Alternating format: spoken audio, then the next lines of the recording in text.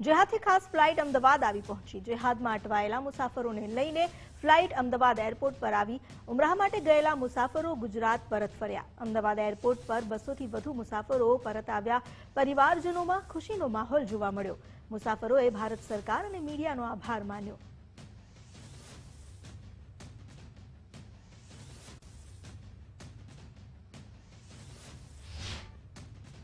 9 તારીખ ફરવરીના રોજ મારો દીકરો ઉમરા માટે મક્કા ગયો હતો, સાઉદી અરબ અહીંથી, અને રિટર્ન ફ્લાઇટ 28/2/2026ની એમની રિટર્ન હતી। અને ઈરાન ઇઝરાયલ યુદ્ધના કારણે ઇન્ડિકોની એરલાઇન્સ બંધ કરી દેવામાં આવી। ગલ્ફનું જે એરપટ્ટો છે બંધ કરી દેવાનું સુરક્ષાના કારણે। પછી આ લોકો બહુ ત્યાં હેરાન થઈ ગયા। ત્યાંથી ઇન્ડિગો એરલાઇન્સ તરફથી એમને કોઈ સહયોગ સહકાર ના મળ્યો।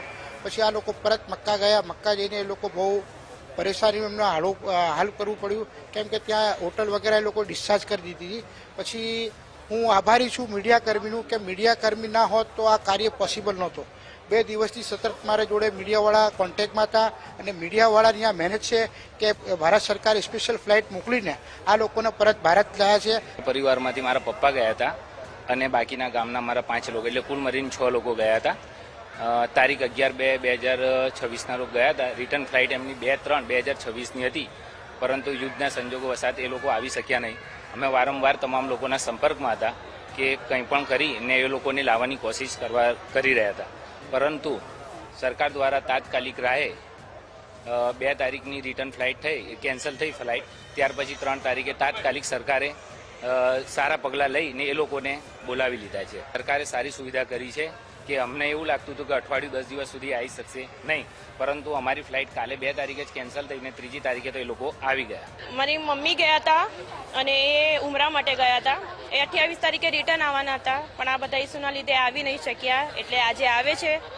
એટલે ખુશીનો બહુ માહોલ છે। બહુ એક્સાઇટ છું એમને જોવા માટે, અને એમનો વેઇટ કરી રહી છું અત્યારે। અને મોદીજીને thank you so much, thank you. એટલે એ લોકોએ મારી મમ્મી જોડે જેટલા હાજીઓ ફસાયા હતા એ બધાની એમને પ્રોબ્લેમ સમજી કરી, અને 3 દિવસની અંદર એ લોકોને પાછા ઘર ભેગા કરી। એની માટે થેન્ક યુ। मोदी जी को हमारी तरफ से बहुत दिल से धन्यवाद। उन्होंने हमारी हेल्प करी, और हमारे जितने हाजी है वो सबको लाने में सब जने मदद करना। हम अहमदाबाद आ गए, मोदी जी का बहुत बहुत धन्यवाद करते हैं।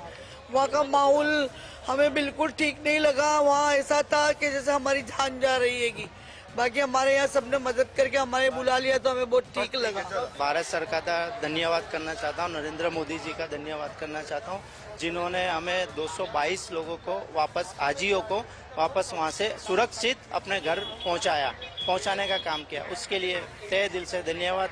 हमारे मीडिया का धन्यवाद, हमारे फ्रेंड्स का धन्यवाद, इमरान खेड़ावाला का धन्यवाद। बहुत तकलीफ उठानी पड़ी, खाना, पैसे नहीं थे। हम तो ठीक, लोगों के पास पैसे नहीं थे, तो मैंने उनकी वीडियो बना के सोशल मीडिया पे डाली। सोशल मीडिया पे हमारे फ्रेंड्स ने उनको शेयर किया, तो सारा उनसे बहुत अच्छा हमको रिस्पांस मिला। और हमारे यहाँ पे मोदी सरकार ने हमको फ्लाइट चालू करा के हमको बहुत वो करवा दिया, आसानी। हम 55, अभी फ्लाइट में 220 लोग थे करीब, ने हमारे ग्रुप के हम लोग 55 लोग थे।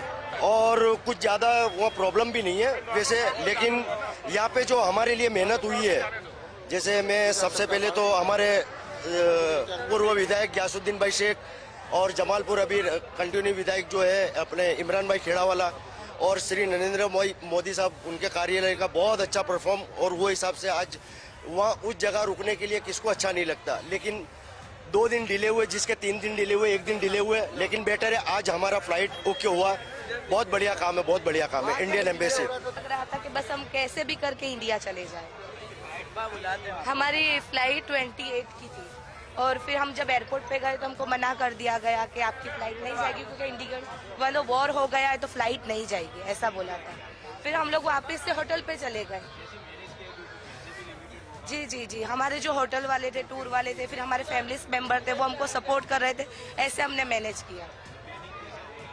बहुत पैनिक, जी, बहुत डर लग रहा था कि आज परिवार को मिलकर बहुत अच्छा लगा। फैमिली को दिल का सुकून कि मोदी जी का बहुत शुक्रिया कि उनकी वजह मेरी बेटी पूरी फ्लाइट में बोल रही कि मोदी जी ने फ्लाइट भेजी। वो ऐसा बोल रही थी, है ना। किसने फ्लाइट भेजी? मोदी जी ने इंडिगो भेजी। बहुत अच्छी खुशी है। I love my India. हमको बहुत ज़्यादा खुशी हो रही है हमारे इंडिया आने में, हमारे वतन आने में। हम फंसे हुए तो नहीं थे, हमें गवर्नमेंट ने बहुत सपोर्ट किया और हमें यहाँ पहुँचाया अल्हम्दुलिल्लाह।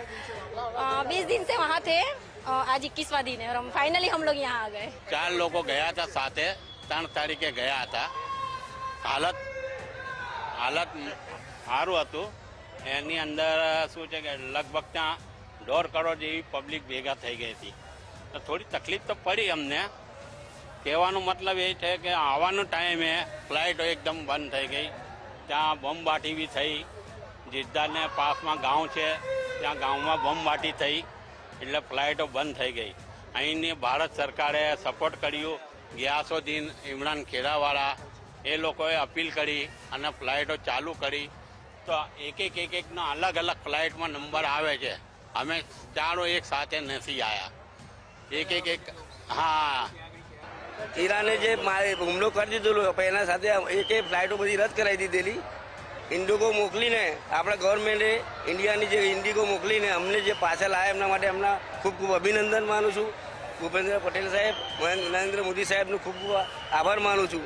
અમે ત્યાં આગળ અમારી હોટલ 20 દાડાના પ્રવાસમાં ગયા હતા, 20 દાડા પછી અમારી હોટલ બીજી જગ્યાએ શિફ્ટ કરી. એના પર અમે અમારા સ્વ ખર્ચે ભાડો આપીને ખાવાનું આપીને અમે બીજા 2-3 દિવસ અમે કાઢ્યા ત્યાં.